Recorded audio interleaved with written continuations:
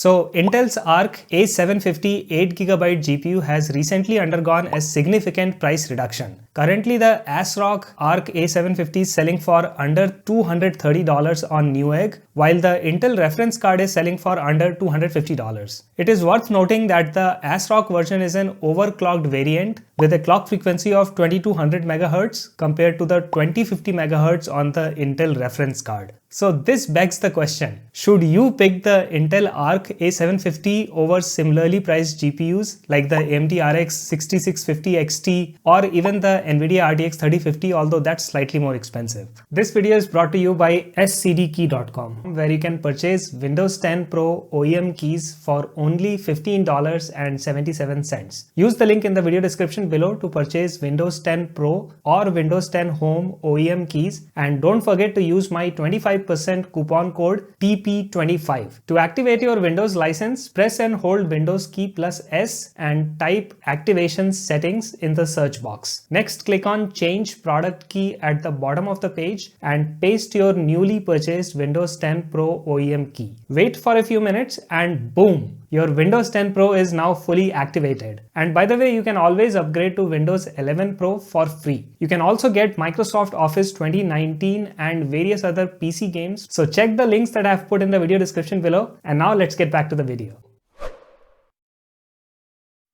When considering whether Intel Arc A750 is a better choice than the RTX 3050 or AMD RX 6650 XT, it is important to consider not only the specifications and benchmarks, but also the price of these cards. Now, all these three graphic cards, they come with 8GB of GDDR6 video RAM, but the NVIDIA card is significantly more expensive than both the Intel and the AMD options. At the time of making this video, the cheapest RX 6650 XT was selling for $260 after taking into account a $20 mail-in rebate. So given this price difference, I consider the RTX 3050 too expensive to qualify as a budget card. So I'm going to exclude that card from today's comparison.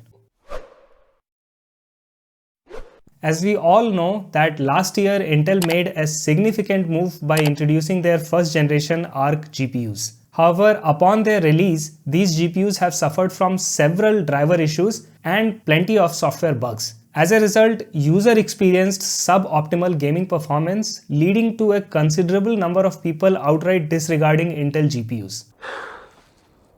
We fucked up. So Intel, realizing the importance of rectifying this foobar, they have been diligently working on releasing driver updates and fixing their software bugs. Recently, Intel released a new driver that significantly improved the performance of their Arc GPUs, especially in the DX9 titles. According to Intel, this update has resulted in major performance gains in both 1080p and 1440p resolution. In normalized 1080p average FPS at ultra settings, we see a gain ranging from 10% to 77% across various DX9 titles. Similarly, in normalized 1440p average FPS at ultra settings, we see gains ranging from 9% all the way up to 87%. Biggest jump in FPS was seen in titles like Counter-Strike Global Offensive, Half-Life 2 and Skyrim.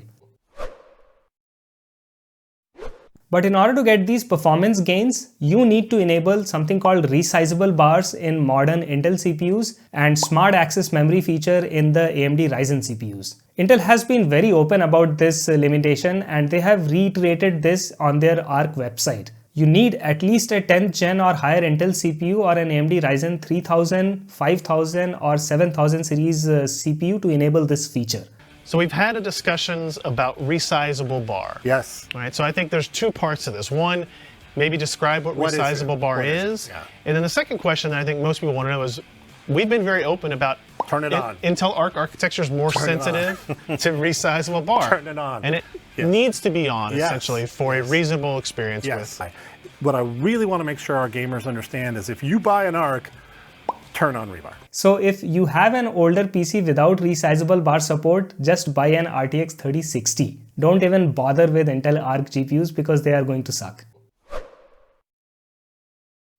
So how does the Intel Arc A750 GPU perform compared to the AMD RX 6650 XT, assuming that you have the latest drivers and you have adjusted the resizable bar? Intel Arc A750 does an amazing job in the synthetic 3D Mark time SPI test. It absolutely demolishes RX 6650 XT in this benchmark. So I think that's a big win for Team Blue, but synthetic tests don't really tell the complete story. We need to take a look at some real-world games where driver optimization makes all the difference. Since both Intel and AMD have a history of crappy driver optimization, I think these gaming tests will give us a much better picture. So while playing Assassin's Creed at 1080p resolution at the highest setting, Intel Arc A750 fell behind RX 6650 XT, managing to get only an average of 67 FPS compared to 101 FPS delivered by the AMD GPU. Next, in Counter-Strike Global Offensive, both these cards delivered very high FPS, although again the RX 6650 XT came out on top. Honestly, you will not notice any difference between these two cards because they are both pumping out very high FPS, and so regardless of what monitor you are using, it will feel the same.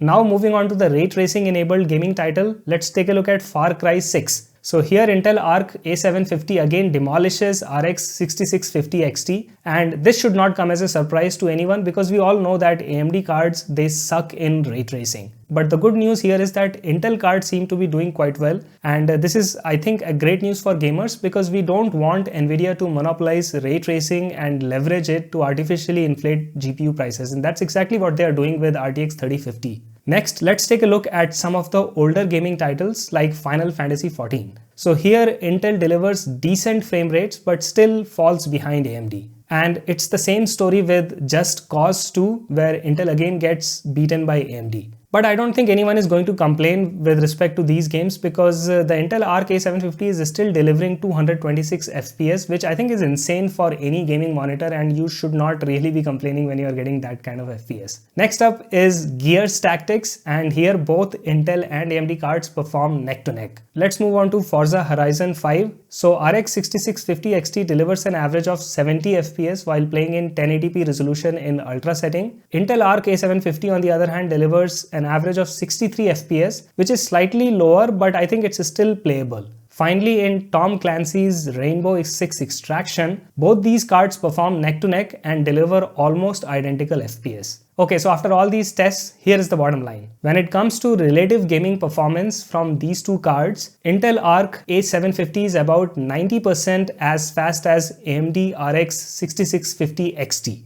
But when you normalize this performance per dollar, both these cards deliver almost identical value. In fact, Intel gives about 3% more value than AMD when measuring FPS per dollar based on the latest market price of these cards at the time of making this video. Now, I am taking into account a $20 mail-in rebate while buying RX 6650 XT from Newegg. Obviously, these prices will vary depending on where you live and where you decide to buy your GPU from, so you will have to keep that into consideration when you calculate the value of the card.